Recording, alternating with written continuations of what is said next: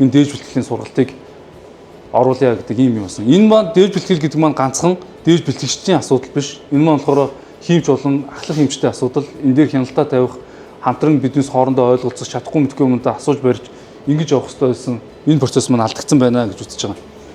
За энэ дээр би яагаад ингэж тавьсан бэ гэхээр ер нь бол CCIC компанийнхаа та бүгд тодорхой хэмжээний жижигхэн мэдээлэл өгч гэж утсан. Энэ маань бол хятадын 001 кодтой хамгийн анхны юун дээр чанарын хяналтан дээр хяналт тавьдаг ийм байгууллага. Хуучин бол төрийн өмчөд гайл болон гайлын 49%, төрийн 51% хөрөнгө оруулалттайгаар ингэж төрийн өмчөд явдаг гэсэн бол тэгээ саяхнаас болохоор энэ маань яг 100% төрийн өмчөөсөө салаагүй тодорхой хэмжээнд салаад тэгээ ингэж явсан байх нэ. Тэгэхээр үгсүүгээр хятад дотроо бол маш их хятадын гайлаар нэвтэж орж байгаа бүхэл бараа бүтээгдэхүүнүүд бүгдэн дээр нь CCIC гэдэг байгууллага хяналт тавьдаг.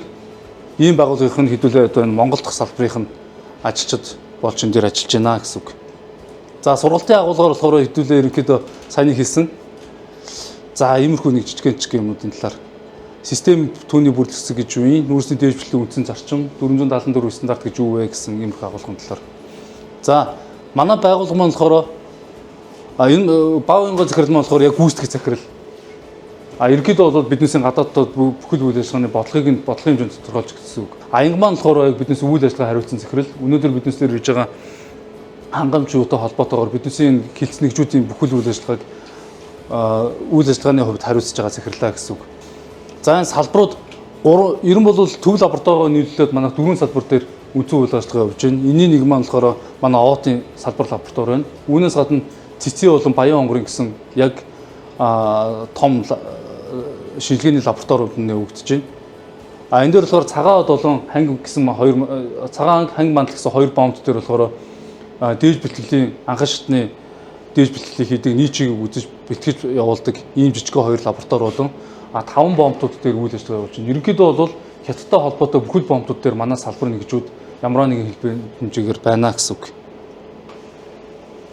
За энэ нь бол компани маань Монголд болохоор хяналт шалгалт болон судалгаа шинжилгээний төрлөөр бизнес явуулдаг. Олон улсын ELS, SGS гэсэн бас энэ лабораториудад ижилхэн чиглэл үйл ажиллагаа явуулдаг. Ерөнхий үйл ажиллагааны чиглэлүүд маань бол лабораторийн чиглэл болон баталгаажуулалтын чиглэлийн үйл ажиллагаа одоогоор явуулж байна. Гэхдээ энэ хятад болохоор CCIC маань болохоор энэ чиглэлээр хүнсний гэдэг юм уу те мал амтны гэдэг юм уу маш олон чиглэлээр баталгаажуулалтыг явуулдаг. Тэгэхээр манай Монгол бол нөгөө яг гол бизнес маань нүүрсний бизнес учраас төлхөөний салбар нь оролцсон. Эндээс цаашаа одоо зис хөдрүүд рүү, жоншууд руу гэдэг янз янзын төрлүүд рүү орж байгаа. Тэгэхээр цаашдаа бол нэлээд далаастайгаар хөгжнө. Талын салбарууд руу бол орно гэсэн амбицтайгаар ажиллаж байгаа гэдгийг та нарт хэлмээр байна те.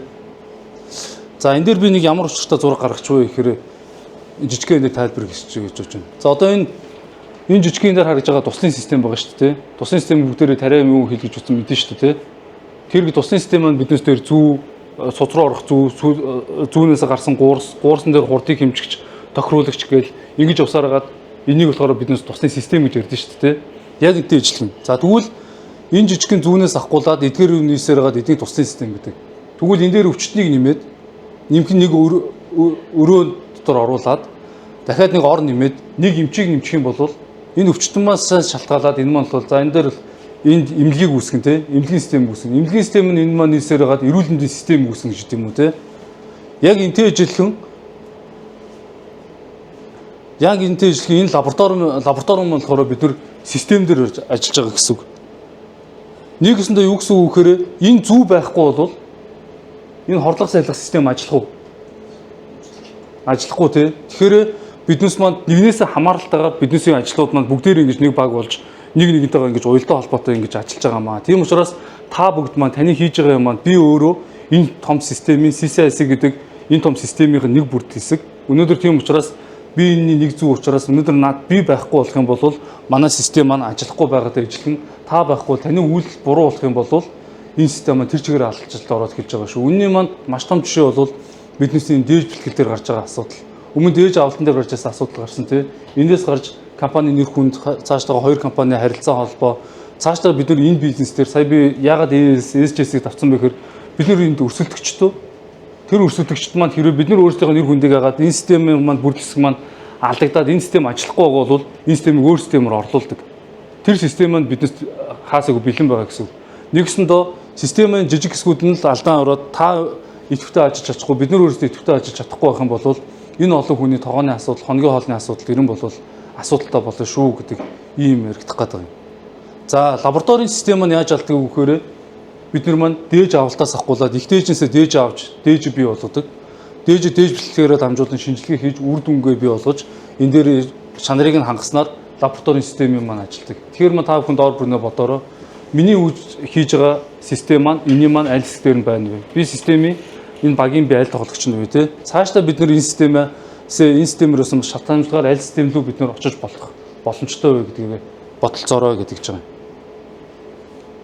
За энэ уурхайн ажил маань ерөнхийдөө бол талд юу ч байхгүй байгаа шүү дээ тий. Талд юу ч байхгүй байгаа дээр маань хайгуул хийгддэг. Геологууд маань тэр тухайн бүс нутгийнх нь онцлогоос нь хамруулаад хайгуулыг хийдэг. Хайгуулаар гарч ирсэн өрмийн дээж болон тэр тухайн дээжүүдийг биднес рүү авч шинжилүүлдэг. Шинжилгээнийхээ үр дүн дээрээ энэ дээрээ дараач уулын олборлолтын ажлууд хийлдэг. Тэсгээ өгсөж хөрсөө сулсан дээрээ тэр сул осон хөрснүүдийг XG болон олборлолтоор овоолдог. Эндээсээ бид нэр уулын цул болон нүүрсээр нь овоолго үүсгэж ангилдаг. Овоолгосоо биднес дахид дээж авч шинжилдэг. Энэ дээжнийхээ хариунд дээр үндэслэж биднес худалдаа 8 хийгдэг гэсэн үг.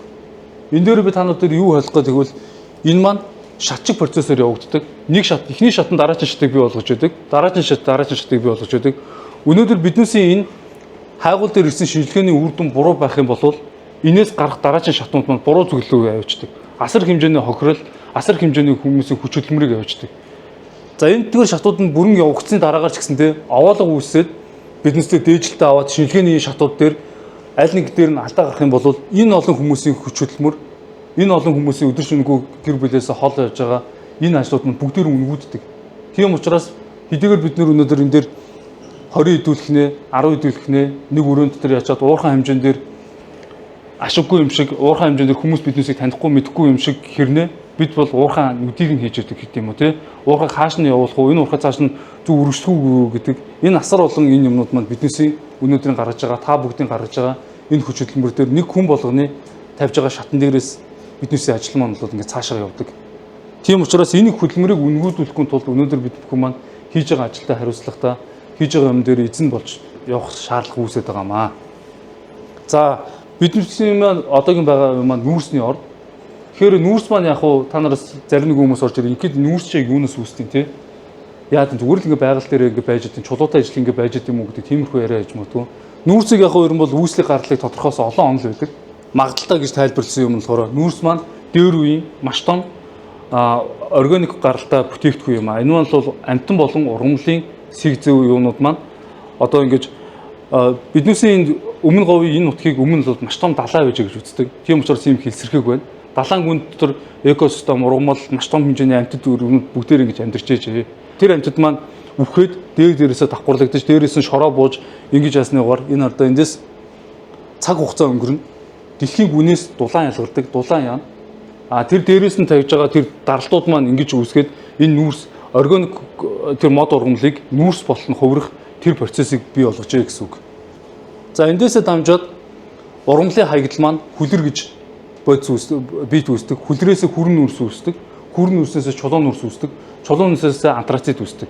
Нэгэсэндээ бол биднээсээ одоо энэ юу ордын маань юм болохоор эдгээр ангиллынх нь чулуун нүүрснэ гэсэн үг. Одоо энийг ингээд авахгүй хадгалаад ингээд байгаадах юм бол дараагийн сая чанарын антрацит юм уу те энэ бодисууд маань ингээд үүсээд явах нэ. Тэгэхээр энэ олон жил бас байгаль дэлхийн маань энэ баялагийг биднээс бүтээж өгөх гэж асар их болсон энэ хугацаа зарцуулсан юмыг бид нараас өнгөдөлөхөө яах уу гэдэг юм манаас яригдмаар байгаамаа гэж энэ хэлхийг хүссэн. За ингийн үндсэн гол сэтгэл рүү орцоо хэдүүлээ. Дээж бэлтгэлийг стандартаар хийх, стандартаа та нар бариулсан, стандартаа уншсан уу гэл ингээл стандарт гэсэн нэг юмнууд л яриад байгаа шүү дээ. Тэгтэл өнөөдөр энд харж байгаа энэ сав маань хүртэл стандарт дээж. Тэгвэл энэ савтаа стандарт дээжээсээ биднээсээ энд бариад байгаа цаас стандарт дээж маань юугаараа ялгаатай юм бэ гэдэг яриа яригдана. За бид нар бол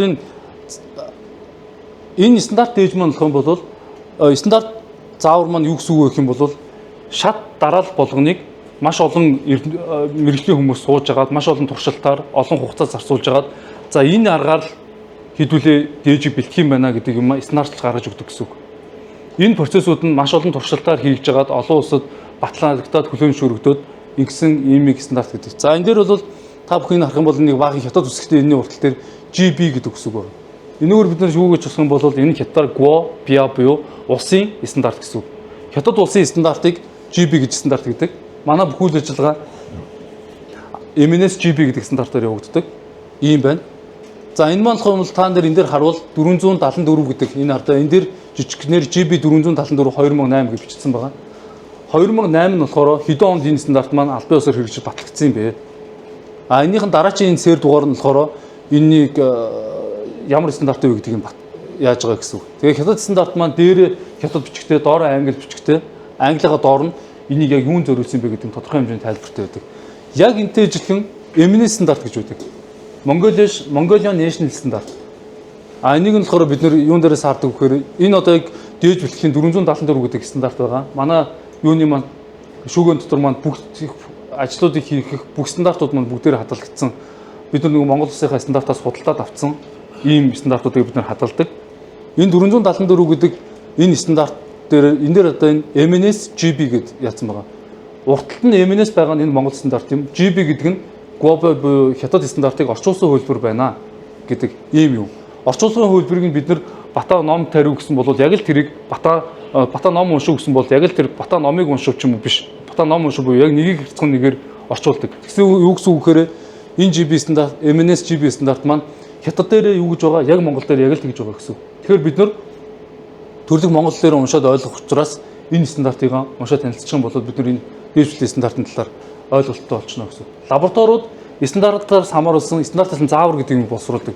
Энэ стандарт маань хэд чинь өөрөө нэг 6-7 хуудастай онлайн болон практикийн бүх юмнууд ингээ хослуулсан. Манайд нэг төхөөрөмждөр яг таарсан биш, ерөнхийд нь бичсэн стандарт байгаа шүү дээ. Энийг бид нар лабораторид яаж ашиглахын тулд бид нар энэ лабораторийн стандартын заавар гэж гаргадаг.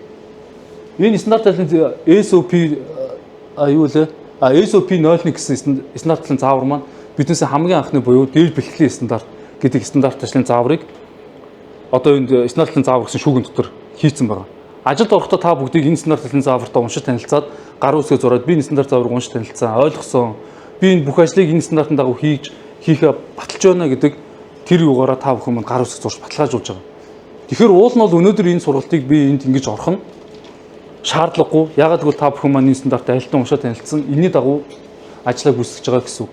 Тэгэхдээ ямар нэгэн юм маань цаасан дээр бичигдээд шууд ингэ хэрэгжиж явчихдаггүй. Хууль ч гэсэндээ те хууль гарсан байгаа үнцэн хуулиад байгаа бидний шуухад ингээ амьдраа явчихдаггүй. Тэн дээр ямар нэгэн нэмэлт тайлбар, нэмэлт нэгэндээ мэдлэг өөрсдөө ур чадварыг шингээсэн энэ юмнуудыг тайлбарлах шаардлагатай байдаг.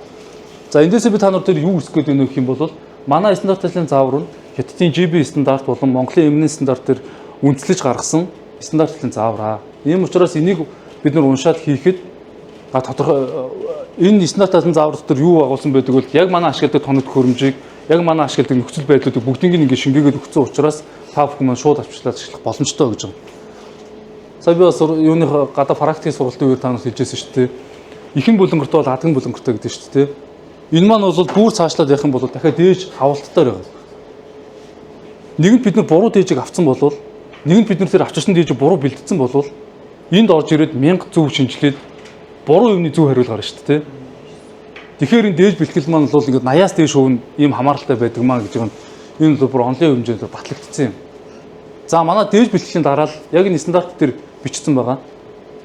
Эхлээд ердийн дээж, энэ болохоор ердийн дээж гэдэг за яг энэ дээр би болохоор ердийн дээжийн агуулгыг авчлаа. Яагаад гэвэл манай тэр дийлэнхтэй хуурай дээж гэдэг учраас.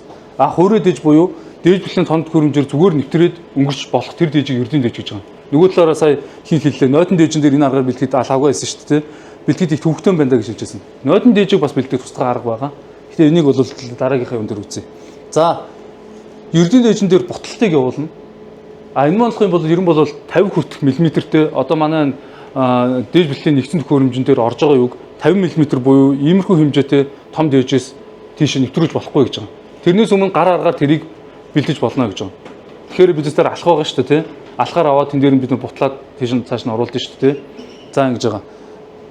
За ингээд 6 мм ямар ч байсан нийт чигийн манд хэмжээтэй 6 мм бутлсан дээжийг дараачихан бутлалтаар 3 мм болгоно. За энэний дунд бол энэ гар хуваалт буюу холилтын юунуудыг маш сайн хийх ёстой. За эндээсээ 400 грамыг ин аваад цаашаа нийтчигнийхээ шинжилгээ рүү тасалж авдаг байх нь. Тэгээд 800 грамм дээжийг дээж бэлтгэгээ дараашин шатналуу явна. Үлдсэн дээжийг бид нар хадгалдаг байх нэ.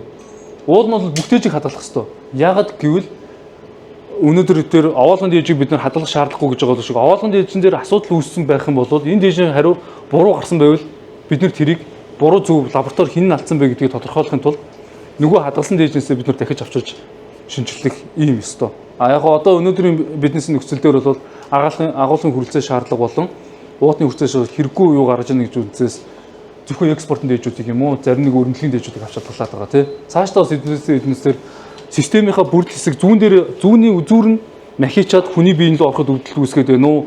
Эсвэл бол тэр юуг нэвтэлж чадахгүй байна уу гэдгийг бүрд хэсэг болгонлоо бид нэг ингэж орж ирэх ёстой гэсэн үг. Өнөөдөр бид нөр дээж бэлтгэлийнхаа лабораторийн системийнхаа дээж бэлтгэл гэдэг бүрдэл хэсэг рүү ороод юмнуудаа жоохон анхаарч байна гэсэн үг. Ингээд бүрдэл хэсгүүгээ сайн ороод авах тусам тэр юундаа илүү сайн таньж мэдхээр яана гэсэн үг. За сая энэ дээр хэлсэн шүү дээ. Яагаад заавалжгүй 60-аас 100 г байгаа юм бэ гэдгийг. За энийг дараагийн слайдууд дээр харчээ. 40 г-аас дээр 4 цаг хатаах нэ. Тэгээд нутаглах хэмжээгээ 0.2 мм болгох нь. Ингээд ерөнхий шинжилгээний дээж мөнгөнд биднес оруулж ирэх нэ. Тэгэхээр эндээс хэдүүлээ хэд хэдэн тоог л харах юм шүү дээ. Нэг чиглэгэн дээр 6 мм, лабораторийн дээжин дээр 3 мм, аналитик дээжин дээр 0.2 мм, 40 цагт 40 г-аас 4 цаг. Юун дээр нутагталтынхаа хэмжээнд дээр болохоор 60-аас 100 г дээжийг 3-ыг хэсэг нь 13 г ботлох нэ. Ингээд ерөнхийдөө эднээсээ сайн олцсон байхад эднээсээ дагуул ажлуудаа хийгээд хахад ерөнхийдөө бол болох нэ. За нүүрсний дээж гэдэг маань юу гэсэн үг вэ гэхээр одоо энэ нэг бялуу байлаа гэж бодоход те энэ бялууны бүх шин чанарыг нь хадгалах хэмжээний одоо бид нар гадаар байгаа бүх дээжүүдийг бүгдийг нь авчираад энд нэгэнд шинжилж бодлож чадахгүй шүү дээ. Тэгэхээр тэрийг хамгийн сайн төлөөлөх хэмжээний дээжийг л бид нар сонгож авчирдаг. Энийний цаана дахиад стандарт байгаа. 400 MNS GBD 475 2008 гэдэг дээжийн авалтын стандарт байгаа. Энтэй бол Отгонбаяр болон хийднэс мөн тодорхой хэмжээгээр танилцсан баг. Гэхдээ яг ингэж энэ үгний ард ямар утгаснаа байгаа юм. Би энэ үгэлийг буруу их юм бол яаж хийх үү гэдэг тэтл дээр жоохон ойлголт муутай байгаа. Энийг бас сургалтаар яаж хань. За ингээд их дээжийг төлөөлж чадах үз тэр дээжийг бид нар дээр авчирдаг байх нэ. Сая биднес би яагаад та нар тэр бичлэгийг үзүүлсэн бэ гэхээр тэр дээжийг биднесээр авчрахын тулд энд таны бэлдэж оруулж ирсэн энэ дээж дээр буруу шинжилгээ хийхгүй тулд Отгонбаяр маань жолооч нар маань ямар хэмжээний талбайг туулж ээж ямар хэмнэлөө авирч хүүдэн цас борон дээр туулж ээж энэ нэмийг авчирж байгаа вэ гэдэг хэлсэн. За дээж бэлтгэлийн дараалал маань нэг дээж бэлтгэлийн нэгтэн төхөөрөмж болон алхам ботлороор ботлох нь холилтыг хийх нь дараад нь тэрийгэ багасгах нь хатаах нь тэрэмтэх нь ерөнхийдөө бол иймэрхүү дараалалаар явдаг. Манай дээр энэ тоног төхөөрөмжүүд маань биднес дээр хэрэглэж байгаа. За дээж бутлах. За дээж ботлохын зорилгоолох юм бол ширхлэгийн хэмжээг нь багасгах. Мэдээж тэр дотор явагдаж байгаа процессууд маань дахиад холилтыг маш сайн хийх иймэрхүү замуур дээр явагдаж байгаа. Энээр харагдаж шүү дээ. Байгаль дээр сая би хэлсэн шүү дээ. Амтын үглээ дээрээс нь шороо тогтлоо амтын үглээ гэсээр хагаад манай энэ маань юм комплекс юу болцсон байдаг. Тэгэхээр эндээс дээж ботлолтоор яадаг вэ гэхээр энэ байгаа эрдэс энэ цагаан нь харуулж байгаа нь эрдэс хэсгүүд харан нүүрсэн. Энэ эрдэс хэсгүүдийг нүүрсээс нь салгаад салах процесс эхлээд явагддаг байх нь. Ингэснээр энэ юмнуудыг жигтгэн ингэж нүүрс эрдэсүүдийг яг ингэж хойсноор тэр байгаа дээжийг төлөөлөх чадвартай дээжийг гаргаж авахд нэг шат актив байх нэ. За энэ дэр хэлж штэ шинжилгээний дээжийн ширхлэг жижиг байх тусмаа хуваалтын наривчид сайжирч алдаа багаснаа. Тийм учраас бид нар 6 мм-ээр 3 мм-ээр яг шатаарааж бутлах ёстой гэдэг чинь энэ байгаа юм. За энэ дээр яг хацар ботлуур гэдэг ийм ботлуур байдаг. Нэгтлийнхэн ботлуур нь хөдөлгөөнгүй энэ дээр удахгүй танаар дээр ярина. Энэ болохоор биднээс яг хэрэгжилж байгаа алхам ботлуурын том ширхлэгтэй дээжүүд маань алхамд зохигдсноороо жижигхэн ширхлэгтэйгээр болж яаж байна гэсэн үг. Энэ дээр тэгэхээр ширхлийн хэмжээ тохиромжтой байх гэдгийгсэн шүү дээ. Сая нөгөө гаднаас авчирж байгаа 50-тай дээжийг л битгий юм шууд тэр төхөөрөмжлөгөө хийгээч. Хэмжээг нь жижиглээч гэсэн ийм санаа. Мөн дахиад саяынхаас нэглэн хэдүүлээ шгшүүрээсээ солилоо шүү дээ. Манай хүмүүн бол энэ дээр 9 шгшүүр тавьсан байсан бол стандартаараа 6 байх хэрэгтэй байна. 6-га 50-я гэдэг энэ ширхлийн хэмжээ тохиромжтой байх. За дээжний үед алдагдал болон бутлууд үлдэгдэл бага байх хэрэгтэй. Энэ маань л бутлуур тавьж байгаа шаардлагууд маань. Сая бид нар харсан шүү дээ, алхам бутлуур дээр алхам бутлуурын маань хоёр талын шаарган дээрх маань тэр хэсгээр доор нь дээж үлдчихэд байдаг тийм. Ийм за маш бага байх хэрэгтэй. Тийм учраас алхны чинь ер нь бол ийм байдаг байхгүй. хажуудлынх нь ер нь ийм байгаа. Тэрний үсгээр тэр хан дээр нүлцэн дээжийг авахын тулд. За нөгөө талаас бол хит халт үүсэхгүй байх хэвээр.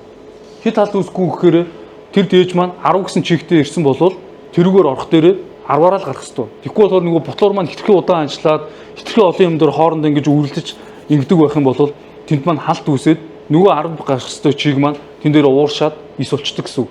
Тэгэхээр биднес дээжийг яаж чад зас дээж ирсэн бол за наадч маргааш шидүүлээ яач гэдэг ч гэдэг юм уу те. Аль болохоор лабораторид эртэн цагаас нь хурдхан шиг шинжлэх ёстой. Тэгээд манай дээжний сэбийн хаалган мөдгүүд нь бүгдийг нь хаа гэдэг нь тоос шороо ингэсэн гэсэн шүү дээ. Нөгөө талаас бас энэ агаартай харьцуулахгүй байх ийм битүүмжлэг үүсгэж байгаа гэсэн үг. Ийм учраас байх нь за энэ агаар орохгүй байх юм. Энэ дээр одоо ботлороос гарч байгаа ширхлэгт шигшүүрийн шинжилгээ тогтмол хийж хяндаг байх хэвээр. Бисээ та нар анзаарсан бол би сургалтаар ороод дахиад нэг юм хэлэх юм бол та нар бүр ангаана гэдэг жисэн. Сайн хэлсэн шүү дээ дөг. 0.2-оор гарсан дээвж болгон шигших юм уу гэж асуусан шүү дээ.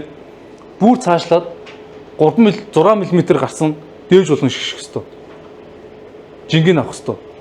3 мм-ээр алхан ботлороор орсон дээвж болгоныг шигших хэвээр жингийн авах хэвээр. Тэр нь яаж юм нэхээр бид нэр 500 г дээжийг 5 кг дээжийг буталсан чинь дараажгаа эхлээд жингийн авсан 5 кг. Бутлаа гараадсан чинь 4 кг 500 г болсон. Үлдсэн 500 г нь хаана бол харин тийм те бутлуур дотроо за эсвэл тоошоор болоод агаарл үдэгдсэн янз бүрийн байдлаар үлдсэн байх хэрэгтэй те. За тэгсэн чинь бид нар 10 дээжийг 15 кг дээжийг авчирсан чинь дандаа 4.5 гараад идэм юм. Саяных шиг нөгөө хоосон юугаа хийгээд дээжээ ингээд ажиллуулах үед биднээс тосгуур дотор ямар ч дээж байхгүй. Биднээс шигшүүрээ ингээд гаргахад шигшүүр дотор ямар ч дээж үлдээгүй.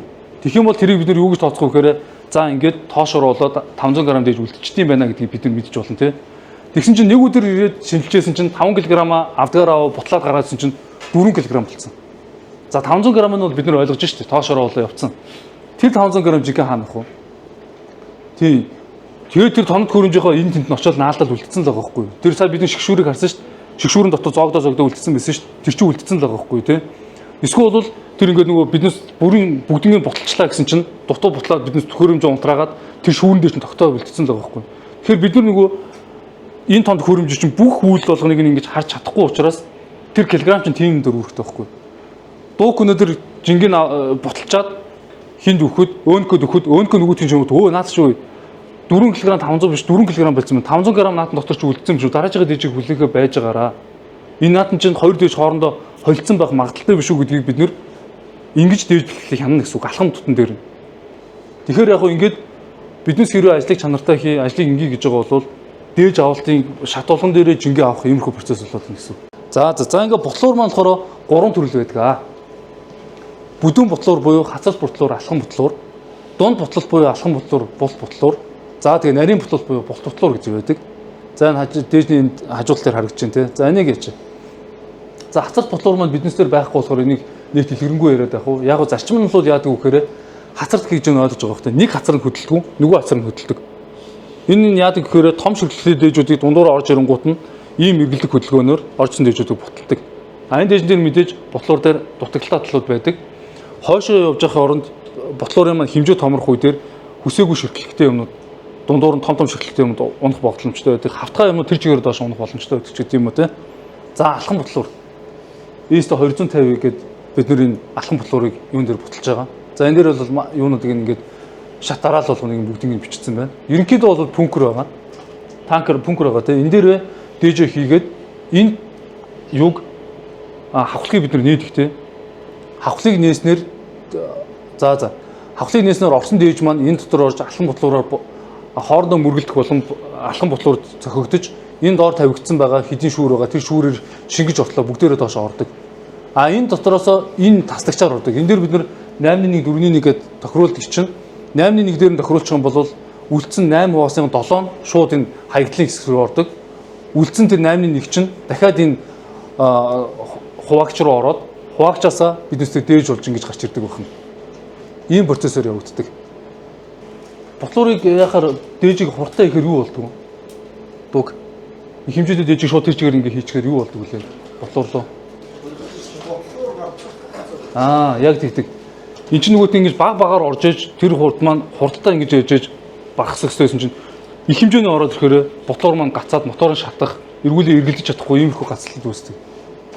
За бүтэмжлэгийг хадгалахын тулд тосгорыг тэгш тавих хэрэгтэй гэж байна тий. За бөглөж битгүүрхээс сэргийж хит чигтээ нүүрс хийж болохгүй. Баг багаар санийх шиг оруулахгүй бол шүүрэн дээр маань наалцаар юу явдггүй. За ботлорын хөндөд үлдсэн нүүрсний дээжийг тухай бүрдэн цэвэрлэх шаардлагатай. Энэ маань биднээс бас амар чухал хийх ёстой юм байгаа байхгүй. Санийх шиг ядаж нэг жоохон юугаараа хугацаа дундынхаа дараагийн дээжийг ботлолаа. Туузаж байна уу, юу ч байна уу, цэвэрлэгээ сайн хийгээч. Цэвэрлэгээ хийгээч. А юуны хувьд алхам ботлорууд бол бүгднийг сайн гаргаж ирж цэвэрлэхээс биднээс арга байхгүйсэн шүү дээ, тий. Тэгэхээр энийг хараач.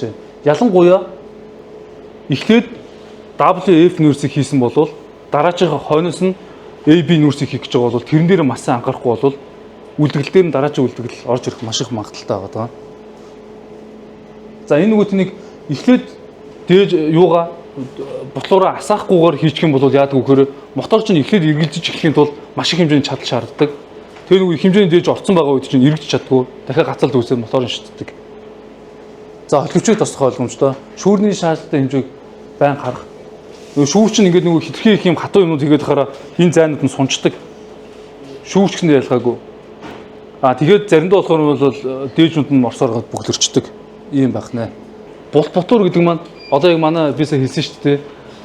Дээж бэлтгэлийн нэгдсэн төхөөрөмж маань стандартын бүх агуулгыг хангасан. Тийм учраас энэ ботлоор маань хоёр ротор дээр буюу ийм гол дээр ингэж дотож байгаа ингэж эргэлддэг ийм ботлоор байгаа. Энэ хоёр маань ингэж өөдөөдөөсөө эргэлддэг гэсэн үг. Голоор орсон дээжийг бид нэг ингэ 3 мм-гээ тааруулаад өгсөн. Тэгэхээр тэр орсон дээжүүд маань бүгдээрээ ингэж ботлогддог гэсэн үг. Эндээс яг бусны онгоос ойлгомжтой. Ганц юм нь болохоор энэ хоёр бөмбөгийн хоорондын зай ижил байх хэрэгтэй гэсэн байна шүү дээ. Манай дээр бол нэг нь 3 дээр нөгөөт нь 3.1 хэд дээр ч нөө тэгсэн байгаа шүү дээ. Хоёр юм чи хоёулаа яг ингэ жигд байх хэрэгтэй байсан чинь нэг нь жоохон ингэ хазаач гар чинь тэн дээр чи нөгөө үүргэн сайн бэлтгэхгүй л гэсэн үг. Тэгээ энэ ботлорын нэг ядаргаатай юм ингээ яачаар нэг дээж ингээ нэг хөнгөн дээж ингээ дээр нь үлдчихээр ботлогдохгүй ингээ дээр ингээ эргэлдээл байгаад ддэг. Хий ингээ байгаад ддэг. Тэгэхээр нөгөө цэвэрлэгээ үйлчлэгнийхаа зарчмаар би та нарыг тэрийг онгоолоод нэг дээрээс ингээ харчаарай гэдэг чинь тийм дээж байна уугүй харчаарай гэсэн үг үү. Бас яг ганц нэг юм ийм хавтгай дээжүүд ингэж орж байгаа юм дотор шууд тийчгээр ингээ унах тиймэрхүү тохиолдол байдаг. За манай дээр ашиглаж байгаа туузан ботлоор байна тий. За давуу тал нь юм бол мэдээж бүтээмж маш их өндөр. Автомат ажиллагаатай. Автомат ажиллагаа гэж байгаа нь за эхлээд ботлорынхаа юуг танилцуулчих. Энэ маань ерөнхийдөө бол ийм хоёр хэсгээс бүрдэж байгаа. Нэг нь болохоор конвейер хэсэг, нөгөөх нь болохоор HP. Конвейер хэсгээр яадаг вэ гэхээр энэ дээр энэ конвейерыг эргэлдүүлдэг мотор гэж байдаг. Энд хийсэн дээж маань конвейерээр дамжиж ботлор руугаа ордог. Конвейер нь яагаад юм урт байдаг вэ гэхээр энэ маань юуг ботлор руугаа дээжийг жигдхийн хэмжээгээр тарааж өгөх зорилготой. Дарааж өгөх зорилготой. Энэ дээр соронзон сепаратор байдаг. Энэ соронзон сепаратор маань яадаг гэхээр ботор руугаа элдв хангаа төмөр хог орохоос сэргийлж дээш чинь энийг авч өгсөн байдаг. За ингээд цаашаага орсон дээж маань энэ дээр алхам ботлор руу ордог. Нэгдүгээр шатны алхам ботлор руу. Энэ алхам ботлорлыг сая биднээс 9 мм байсан 6 мм-ний шүүрээр солисон. Энэ шүүр 6 мм-ний шүүрээр бутлагдлаа. Алхам ботлор маань эргээд энэ ардаа энэ хэсэг ба шүү дээ. Нөгөө нийчиг энэ хэсэг. Би сая энэ зурган дээр цаана тайлбарлаж өгөх гэсэн шүү дээ. Орсон дээжийн маань хэсэг нь ингэж нийчигийн хэсэг рүү ингэж орж идэг. Энэ та харах юм бол энэ юм нарийнхан энэ юм өргөн байгааз. Тэгэхээр жоохон хэсэг нь нийчигнийхаа энэ 6 мм-тэй хэсэг рүү ордог ундгаа гэсэн. Нөгөө үлдсэн хэсэг маань бүгд ботлор руу ондог. Мөн дахиад эндээсээ энэ нөгөө тохируулгаараа 8.1 4.1 гэсэн тохиргоотой байгаа. Тэрнээс нь хаягдал буюу хаягдал хэсэг рүүгээ за энэ нь болохоор арай ондоо хаягдал конвейер руугаа шууд амжаад үлдсэн тэр 7.1 4.3-өөс нь гарчдаг гэсэн үг. Ингээд эндээс оржсэн дээж маань энэ ботлор руугаа ороод ботлор дээр энэ дээр дахиад биднээс нөгөөт нь рипл пластикч байдаг. Рипл пластикч руу хоёр хэсэг болж ордог. Рипл пластик руу орохдоо зүгээр ордгоо. Ингэж гүүж яадаг. Тэгэхээр дахиад нөгөө дээжийг дотор нь дахиад холих, жигдлэх ийм процесс маань ингэ болж байгаа гэсэн үг. Яг үндэ хэлэхэд энэ дээжээр нэг оруулсан байхад цэвэрлэгээ бид нар сайн хийсэн байхад нэгдүгээр 6 мм-ээр бутлаад холигдчихэж байна. Хоёрдугаар дахиад ботлороор ороод холигдчихэж байна. Дахиад хоёр хуваагчаараа ороод холигдчихэж байна. Дахиад орохдоо хоёр хэсэг болоод салчиж байна. Тэгэхээр бид нар энэ дээрээ шууд нөгөөт нь юуг рипл хуваагчаа хэрэглэхгүйгээр болон хуваач болохоор байгаа байхгүй тий. Гэхдээ бид нар энийг туршиж үзэхэд дахиад алдаатай гараад байгаа. Тэгэхээр энийг бид нар үйл ажиллагаагаа илүү их дахиж санарчуулахын тулд энэ нэмэлт үйлдэлүүдийг хийдгээ гэсэн үг. За наривчлалын хуваалтаа давуулна олон шаттай бутлын системтэй хүчрхэг бүтцтэй. За сул талууд нь цэвэрлэгээ үйлчлэгээ хийхэд хүндрэлтэй. Яг л нөгөө биднээс яриад байгаа хамгийн том проблем гэсэн үг шүү дээ. За дахиад автод хэлчихье. Дээж авагчд маань 19 дээж авах шаардлагатай бол 20 дээж авах нь тэрийг цэвэрлэгээний дээж болгож авах нэ. Тэрийг эргүүлээд дээж бэлтгэгч нартай ирж цэвэрлэгээний дээж авснаа хэлэх нь дээж бэлтгэгч нар маань цэвэрлэгээний дээжээр эхлээд томд хөрөмжүүд цэвэрлэгээний дээжээр ажиллуулж үзэх нь бүгднийг авсны дараагаар дахиад хоосон хэсэг ажиллуулж үзэх нэ. Тэгээ ингэснээр цэвэрлэгээгээ явуулах нэ. Тэгэх юм бол биднээс энэ цэвэрлэгээг бол бүр нэг тэгж бүгднийг ингэж яахгүй. Гэхдээ хөнгөн хоорондоо хугацаа доторх тэр нэг дээдлийг нь онгойлох, доотлог нь яахын дээр хэлчээрээ. Тэн дээр хийх үе дээр та нар тэр компрессорын хувьшууд дутаж магадгүй. Нэг нь тэн дээр хийж хахад нэг нь наатайгаа давхар ажлыг хийх гээд компрессор хувьшууд дутагдaltaй байх юм бол давхар компрессороо асаах. Нэмэлтээр биднээс дахиад компрессор хувьшуу захиалж авах ч гэдэг юм уу тийм иймэрхүү ажлуудыг хийж болох нэ. За засвар сэлбийн зардал өндөртэй байдаг. Хөрөмжийн эзлэх зай их, дуучин мэхтэй байдаг. За энэ юунууд дээр бол хөлбөмбөрийн нэг бүрийн хамгаалах хэрэгслээрээ бид нар энэ алдаа үндийг яач болох нэ.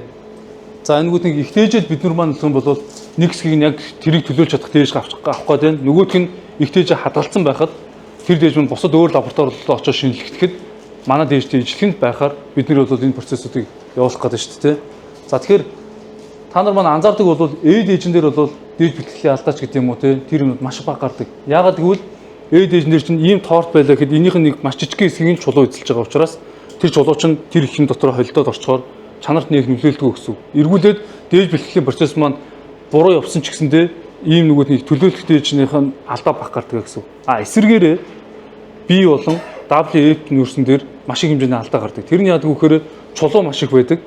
Чулууг нь маш их нэг сайн дээж төлөөлж чадах хэмжээний сайн холилт хийж чадаагүйгээс болоод нэг талаас нь авахаар үнс ихтэй, нөгөө талаас нь авахаар үнс багтаа. Иймэрхүү процесс гаргаад байдаг.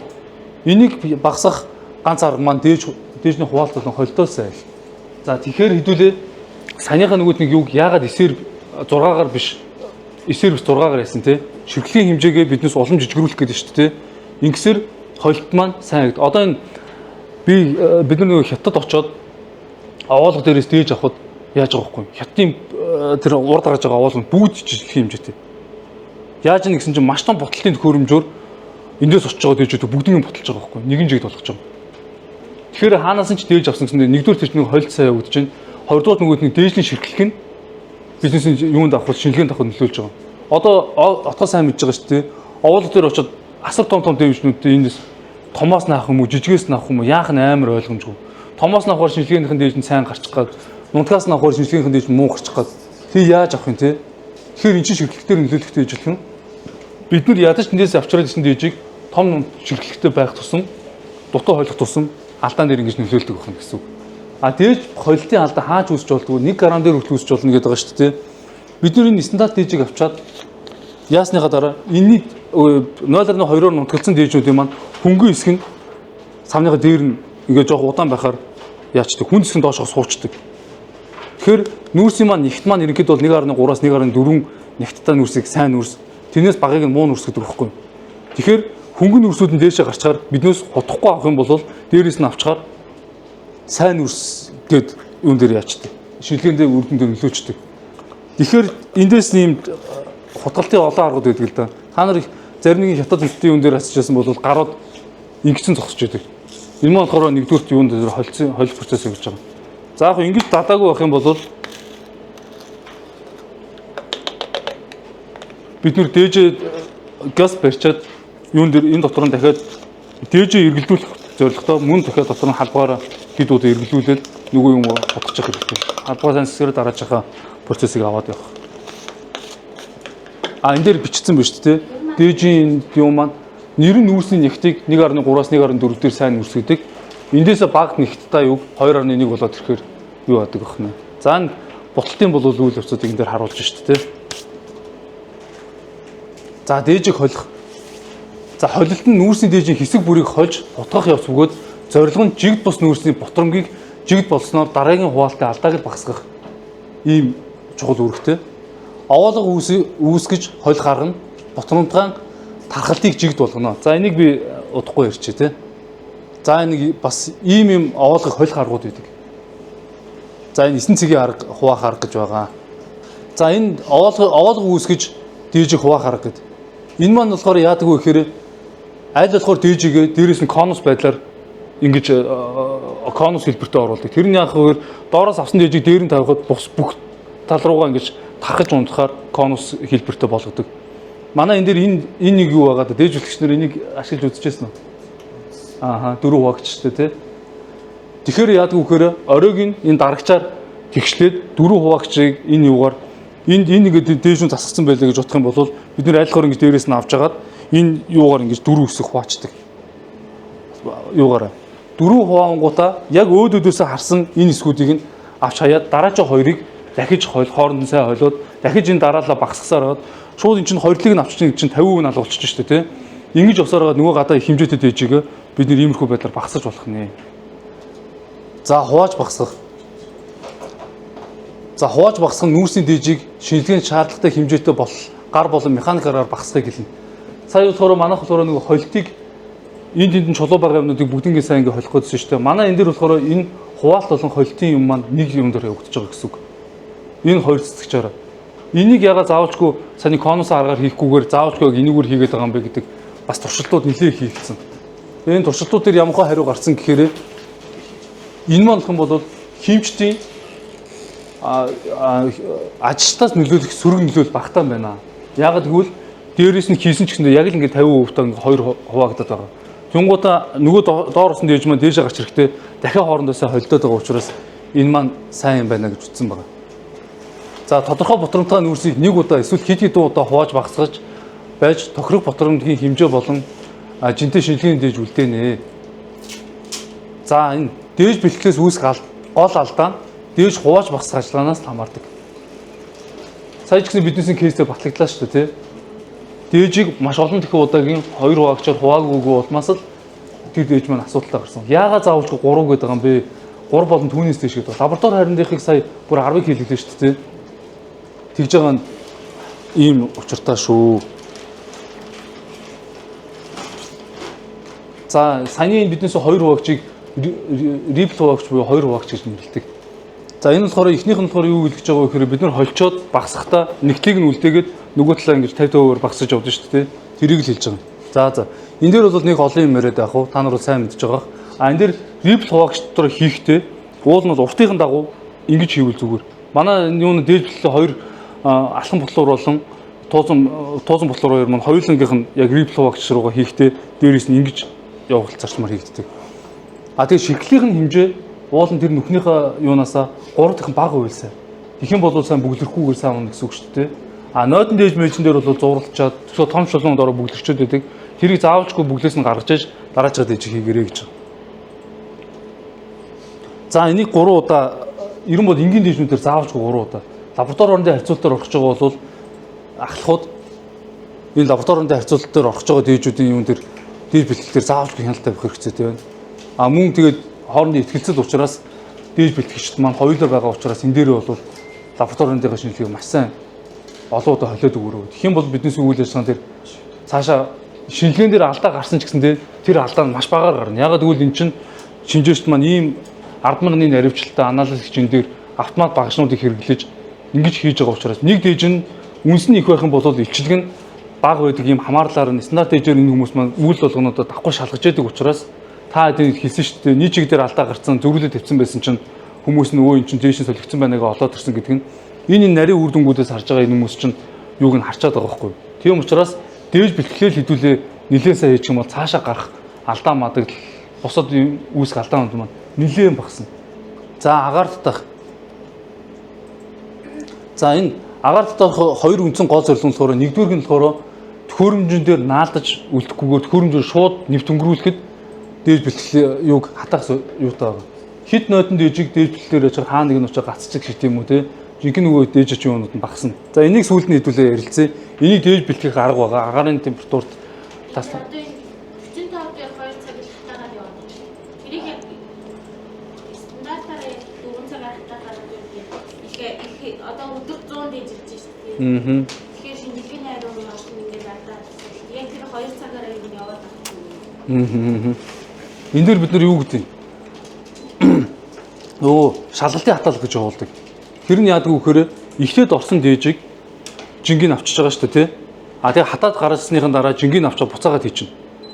Тэгээ 30 минут хатаагаад дахиад гаргаж ирээд тэр хоёрын жингийн зүрх нь өмнөх дээжийн жингийн зүрхнээс нэг өвөөс хэтрэхгүй байх юм бол бид нар энийг бүрээ хатсан байна. Дахиж чиг алдахгүй шүү дээ. 30 минут хатаагаад дахиж чиг алдахгүй бол бид нар энийг сайн хатсан байна гэж үзэж болно. А тийхгүй бол дахиад туршилтын хатаалыг хийдэг. Бид нар яагаад нэг 4 цаг болгоцсон бэ гэхээр манай ерөн бол уурхаан дээжүүд маань тогтмол нэг 3 цаг орчим дэж гэдэг юм уу тий 3-4 цаг дараа бүрээ хатдаг.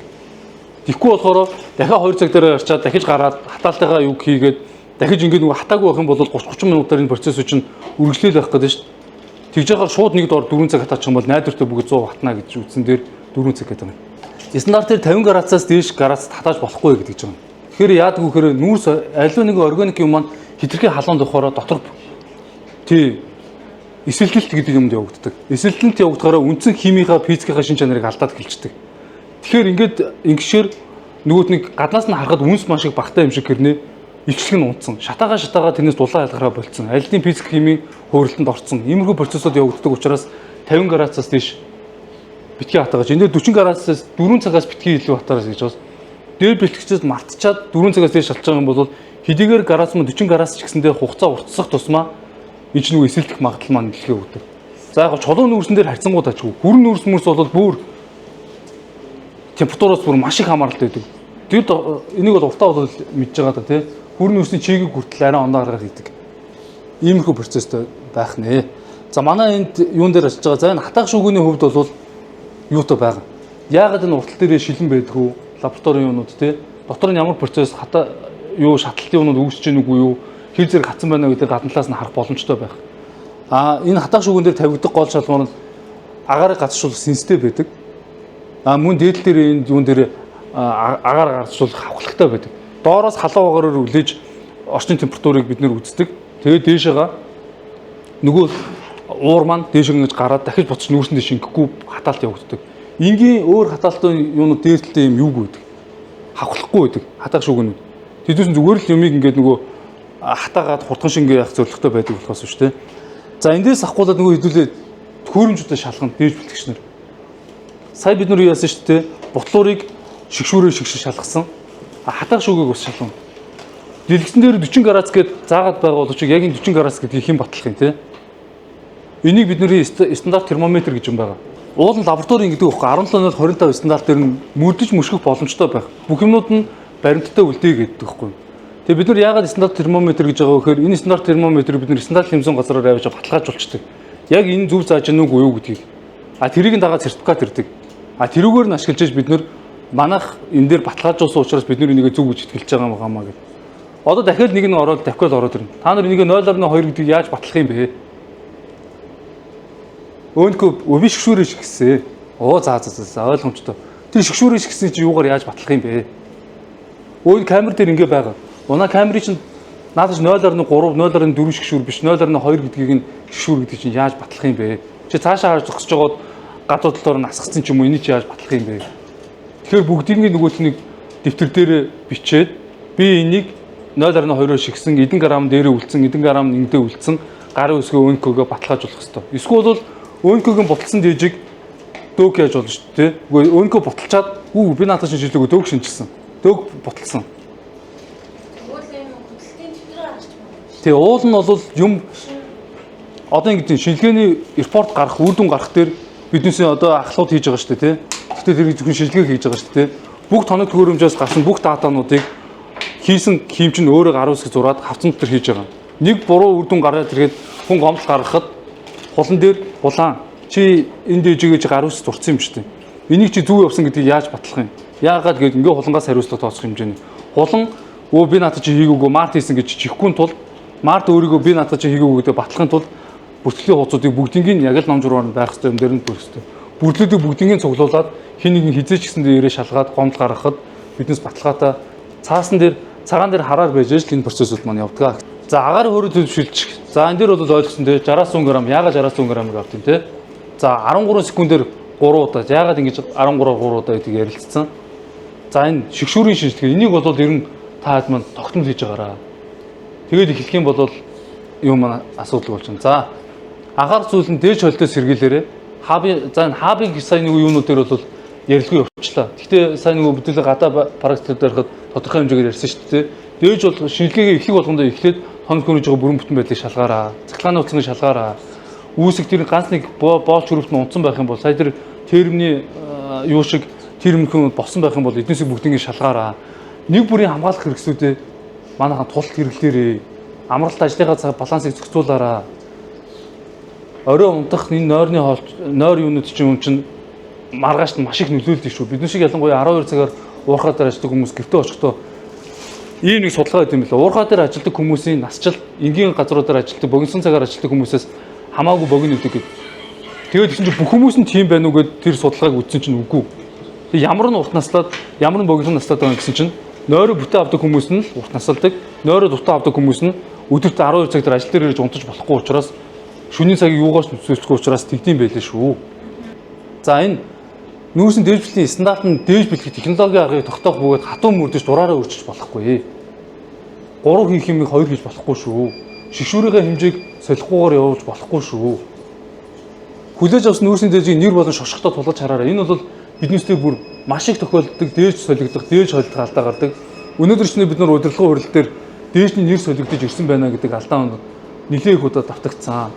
Тэгэхээр энэуд маань дээж бэлтгэгчний дээж авагч маань 1-ээс 10 хүртэл дугаарлаад ирсэн юмыг дээж бэлтгэгчнэр маань 2-оос 10 хүртэл дугаарлаж хайчаад эргүүлээд нөгөө дээж бэлтгэгчнэртэй юунууд маань ахлууд маань итгэл тэр үр дүнг нь явуулчихад байна.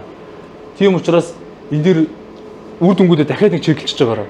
Оруулж ирэхээс өмнө бүгднийг бичиж дууссан болвол нэг дээж нэг сөхөөд нэг л үйлдэл нэмчээрэй. Дээжийг битүү саунд хийх зарим дээж бэлтгэгчнэр энийг гүйц таглалгүйгээр ингэж орхичдаг. Эсвэл бол тагийг ингэж орхичдаг. Эндээс маань нөгөө чиг маань алдагдаад байгаа шүү. Ийм учраас энийг ягараа гэж байна. За дээжийг маш хурдан ширхэгтэй хэмжээнд бэлтгэхгүй бол тэр нь ойлгомжтой болцсон байгаа. За 25 мм-ээс дээж ширхэгтэй дээжийг шууд ботлоорлоо хийж болохгүй. Алхны югаар ячаараа. Энэ арда дээжийг агаар хөөрөө төлөвч шилжүүлгээд агаар хөөрөө буюу бид нар 40 градус шилжүүлж байгаа нь энэ нүүрс маань өөрөө маш их идэвхтэй байдаг. Ингээд тавьчихаар хэрвээ маш их хөөрөө дээж явах юм бол гаднаас чигийг биднээс энэ чинь чигнүүд байгаа шүү дээ. Чигийг ингээ өөртөө шингээгээд авчдаг. Эсвэл хитрхийг чигтэй байх юм бол шууд чигийг гагшаага алдчихдаг. Тийм учраас агаараа хөөрөө төлөвлөө шилжүүлж байгаад ингээ хиймчт маань олон дахин гар дамжиж шинжилгээ хийхэд чанарт нөлөөлөхгүй байх учраас энэ төлөвлөлөө шилжүүлж байгаамаа. Эндээс нь ордоо савны эсгүүнийг 4-3-аас хэтрүүлэхгүйгээр савлаарай гэж байна. Хитрхий их савлчих юм бол энийг бид нар хотгож болдгоо. Хитрхий бага савлчих юм бол доторх зайн дээр эсвэлт маань дахиад энэ дээр явагдчихдаг учраас энэ процессыг хийж болохгүй гэж байна. За тоног хөрөмжөө сайн цэвэрлээрээ. За чи ихтэй дээжийг шууд буталж болохгүй шүү. За энийг дараагийн удаа бүгдээрээ ярилцъя. За дээж бэлтгэлийг нэг юм уу эсвэл хэд удаа хувааж дээж болно. Их хэмжээтэй дээж өчлөөгээл бүгднийг нэг дор сагуулаа битгий хийгээрээ тасалж хувааж бэлдээрэй гэж байгаа. За тэгээд эцэст нь хэлэхэд биднээс маань нэг систем, биднээс маань нэг баг, нэг хүний үйл ажиллагаа, нэг хүний хандлага маань нөгөө хүмүүст шууд халдварлаж байдаг.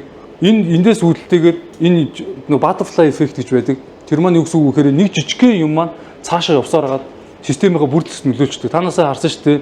Системийн зөв асуудалтай болоход л системийн тэр чигээр нь унгаах алдагдaltaй байдаг учраас би зүгээр л дээж бэлтгэж юм чинь, би зүгээр л дээж авах юм чинь, би зүгээр л хийн юм чинь гэж битгий асуудал хандаараа. Та нар энэ системийн угаасаа бүрдэл хэсэг. Бид бүхэн маань бүгдээрээ урдах ажлуудаа сайн хийж, урдах юмудаа асуудалгүй хийж, ядаж алдаа гарахгүй хүн гэж байхгүй. Жижигхэн алдаа гаргасан бол тэрийгэ бусдад цаг нь томрохоос өмнө, асуудал томрохоос өмнө хэлчихэж байгаараа. Энэ маань эргүүлээд бидний SSC-с өөр газар хэлсэн ч гэсэндээ эднийх ийм ихтгэл өмчлөлтэй газараа өөрсдийнхөө алдааг өөрсдөө хүлэмжшүүрчдэг. Өөрсдөө алдаа дахиж давтахгүй тул хүмүүс нэрээ сургалт орчдөг. Нөгөө хүмүүс нь бидний сургалт авмаар байна гэд ахлах ажилчтай хэлцдэг ийм шудраг байгууллага юм аа. Ийм учраас эднээс итгэж болно гэдэг процесс явагддээ шүү. Тийм тэгээ за бүгдэнд нь амжилт хүсье. Бүгдээрээ тэгээд одоо буухта сайхан амарцгаагаараа анхаар хандсан баярлалаа.